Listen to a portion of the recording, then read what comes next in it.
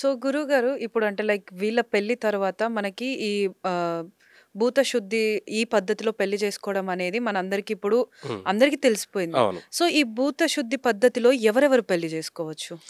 హ్మ్. దీంట్లో మనం మాట్లాడే మాటలు కొన్ని బాగుండకపోవచ్చు. హ్మ్. భూతశుద్ధి అన్నది ఏమిటి అంటే, ఇంకొక విధంగా చెప్పాలి అనంటే కూడా, చెడిపోయిన వాళ్ళు చేసుకునేటువంటి విధి విధానం. అవునా? అవును. అంతే కదా! ఇప్పుడు ఆల్రెడీ తను ఒక వివాహం అయిపోయిన తర్వాత, తను వివాహం చెడిపోయిందనొచ్చు, హ్మ్.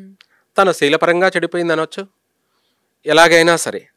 దాన్ని మనం రెండో విధానంలో ఈ భూతశుద్ధి కార్యక్రమం ప్రకారంగా చేసుకుంటారు. హుహు.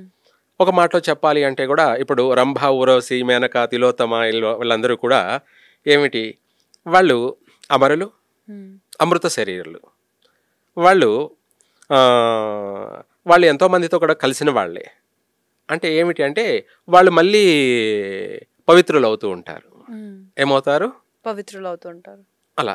ఆ విధంగా ఈ భూతశుద్ధి కార్యక్రమం ఏమిటంటే తనని మళ్ళీ పవిత్రురాలిని చేయడం. హుహు. తనని మళ్ళీ పవిత్రురాలిగా చేయడం. చేయడం.